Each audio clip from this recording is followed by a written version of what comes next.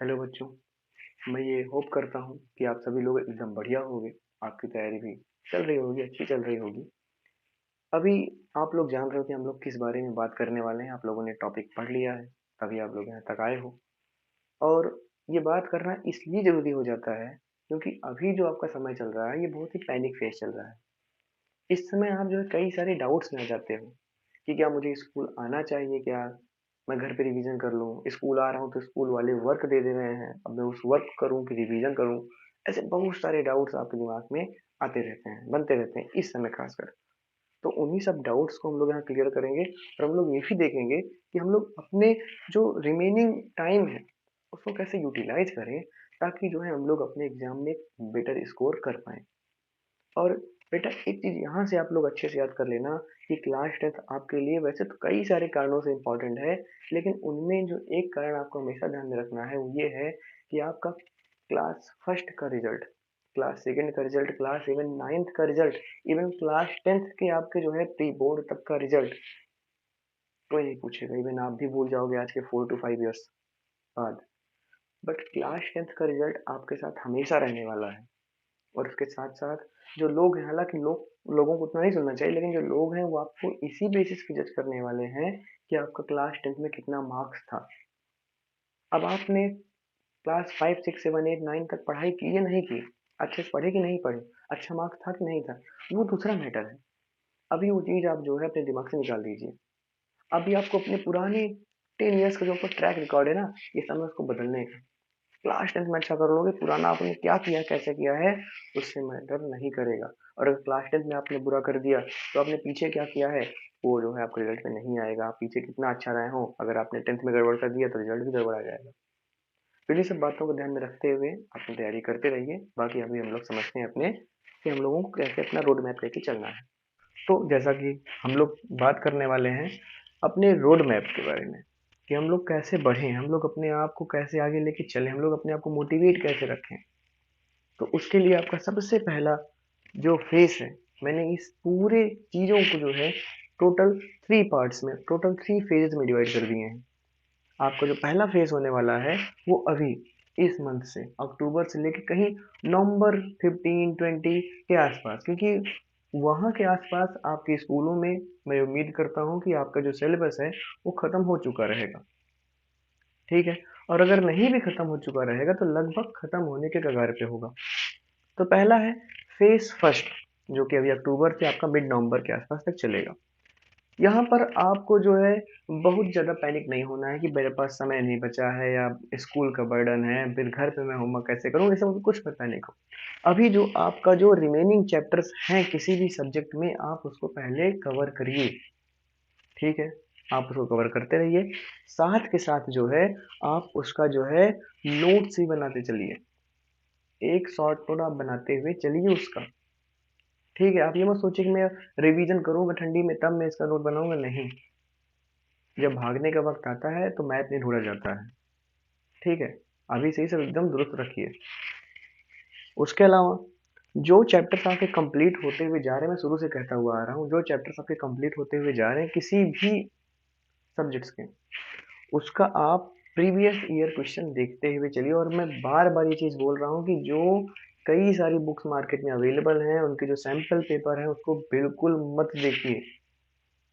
बिल्कुल मत देखिए उनको। जो बोर्ड सैंपल पेपर रिलीज करता है और जो बोर्ड्स के प्रीवियस ईयर क्वेश्चन है वही देखिए।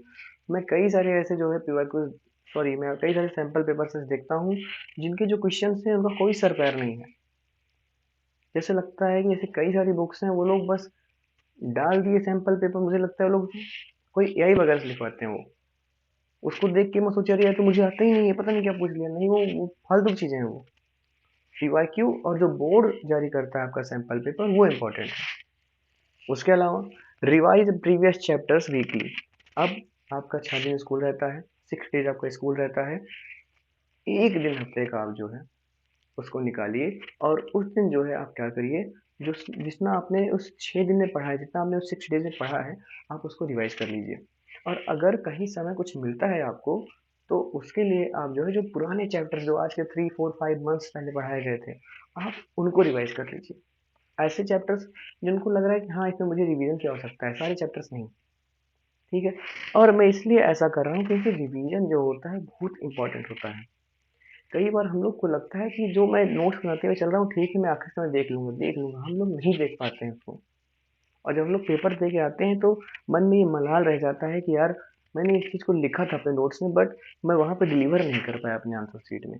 तो ये चीज़ आखिरी में आपके साथ ना हो, इसलिए मैं आपको सजेस्ट कर रहा हूँ कि रिवीजन मस्ट है।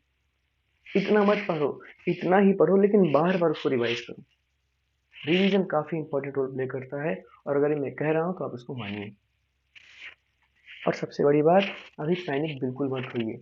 अब मैं बार-बार कहता हूँ पैनिक होने का ये मतलब नहीं है कि बिल्कुल आप जो है हो जाइए कि अरे! देखा जाएगा, अभी तो है। नहीं, ये वाला नहीं। पैनिक का मतलब यहाँ पर ये हुआ कि बेसिकली आप जो है ज़्यादा अभी घबराइए मत कि अरे अब कैसे चीज़ें होंगी। बस इतनी चीज़ें अभी आप करते रहिए। अब बेटा फर्स्ट फेज़ आपका तभी काम करेगा जब आप ये सभी फेज़ को आगे करेंगे, काम में लाएँगे, आप इसको यूज़ में लाएँगे। जैसे जो आपका फेज़ सेकंड चलेगा, वो तब चलेगा जब आपका सिलेबस एक बार कंप्लीट हो चुका होगा स्कूल में, ठीक है? और वो चलेगा करीब-करीब जो है मिड नवंबर 15 से 20 नवंबर के आसपास से लेके फिर जनवरी तक। दैट मीन्स आपके पास नवंबर ऑलमोस्ट हाफ होगा, जनवरी होगा और फरवरी होगा, ठीक है? अब इसमें क्या करना है आपको कि आपने जो भी अप्रैल से पढ़ा हुआ है, यानी आपने जो भी फर्स्ट चैप्टर से चीज़ों को पढ़ा हुआ है, आप उसको रिवाइज़ करिए। लेकिन प्रयास ये करना है कि रिवाइज़ आप अपने उन नोट्स से करिए जो आप शुरुआत में बनाए हुए थे, ठीक है? और नोट्स से इसलिए करना है क्योंकि अगर आप उसको अपनी बुक से करने जाएँगे, तो बहुत ज़्यादा समय ले लेगा। और मैं आपको रियलिटी बता रहा हूँ कि बुक में जितनी सारी चीज़ें दी हुई हैं, वो सारी चीज़ें नॉलेज के लिए इम्पोर्टेंट है, but exam point of view सारी चीज़ें इम्पोर्टेंट नहीं है। इसको दिमाग में आप ऐड कर लीजिए कि सारे points exam point of view से इम्पोर्टेंट नहीं है।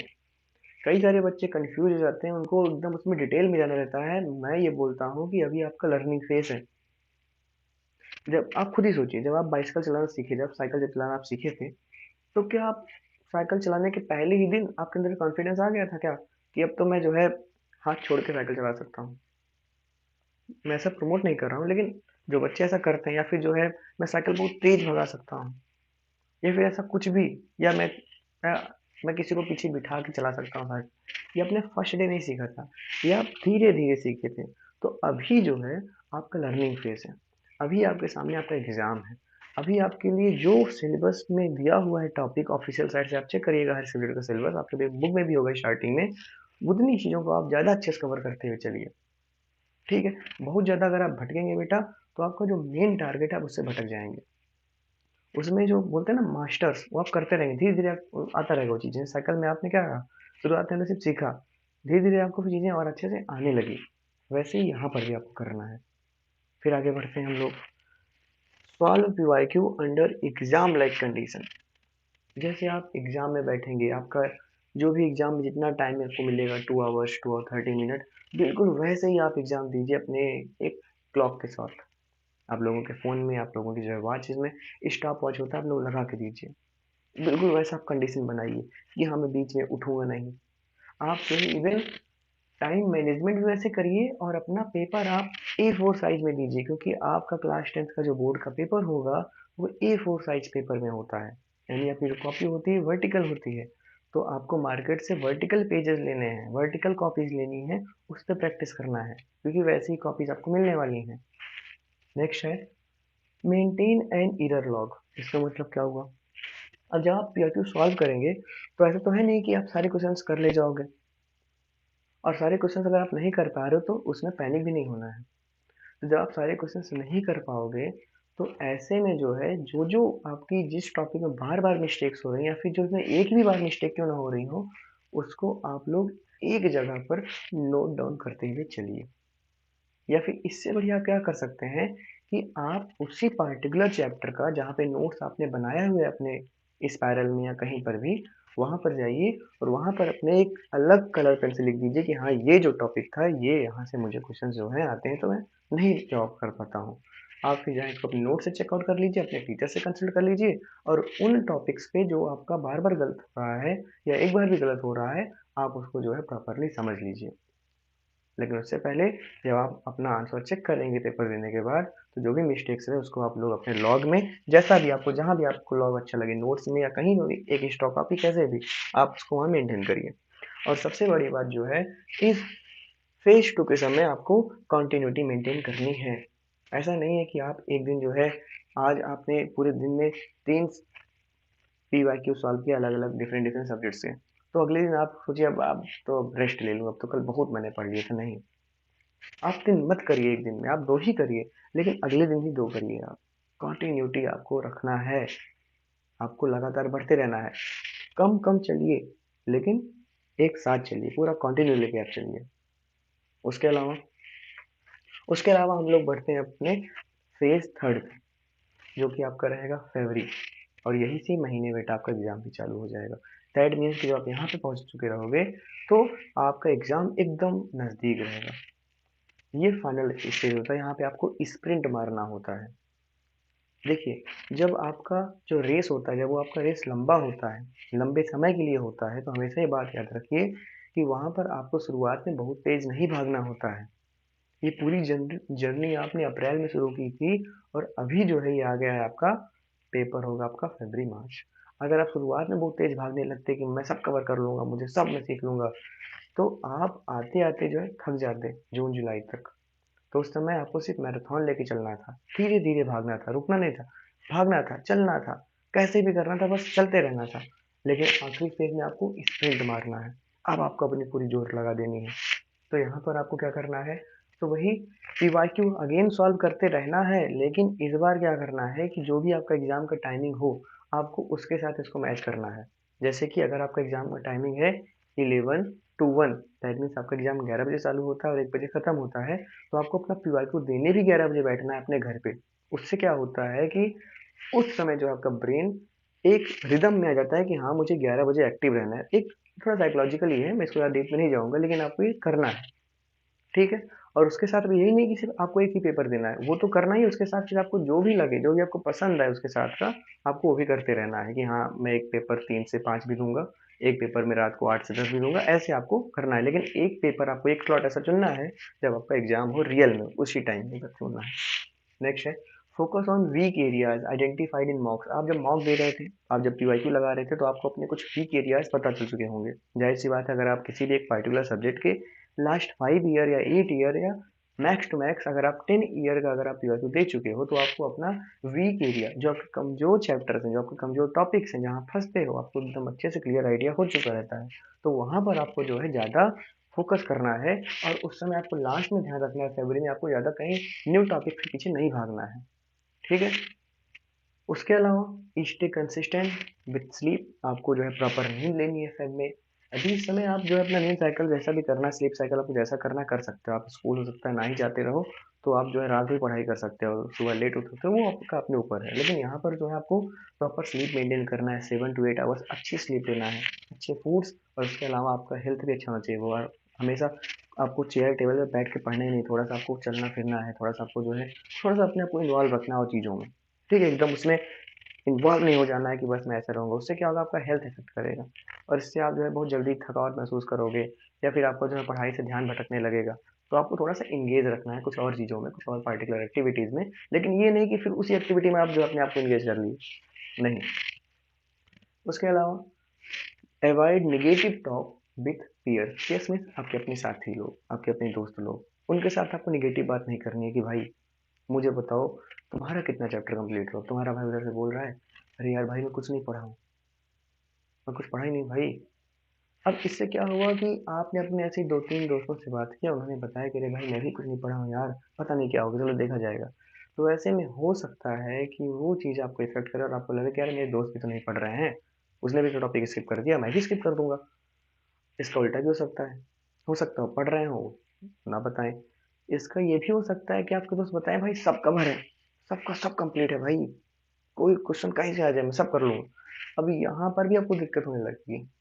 आपको लगेगा यार मेरे दोस्त का सब कंप्लीट हो गया, मेरा कुछ कंप्लीट ही नहीं हुआ है। तो इस इन सब चीज़ों से आपको कहीं न कहीं जो है एक नेगेटिव फीलिंग आएगी, एक आपको जो है नेगेटिव एनर्जी महसूस होगी। कहीं न कहीं आपको ये अफ़ेक्ट करता है। तो इसलिए नेगेटिवली आपको ज़्यादा अपने दोस्तों के साथ बात नहीं करना है, हँसी-खुशी बस बात करना है, ठीक है? और इन सब में जो एक सबसे अहम बात है, जो सबसे इम्पोर्टेंट बात है, वो ये है कि आपको इन सभी चीज़ों के दौरान, तीनों फेज़ के दौरान आपको जो है स्टे पॉजिटिव, आपको पॉजिटिव रहना है। क्योंकि अगर आप पॉजिटिव रहोगे तो आप कॉन्फिडेंस रहोगे, अगर आप कॉन्फिडेंस रहोगे तो कॉन्फिडेंस ही इतना ही इम्पोर्टेंट है जितना आपका नॉलेज है। कई सारे लोगों के पास नॉलेज कम होता है, लेकिन वो इस प्रकार से बोलते हैं, इस कॉन्फिडेंस से बोलते हैं कि वो झूठ भी जो है सच लगने लगता है। ठीक है? तो अपने आप को भी जो है आपको कॉन्फिडेंट रखना है कि नहीं, मैं जो है कर लूँगा। बाकी अगर आपके अभी भी कोई भी डाउट्स हो तो आप मुझसे कभी पूछ सकते हैं। बाकी तैयारी आप करते रहिए, सब कुछ बेहतर होगा, खुद पे विश्वास रखिए आप।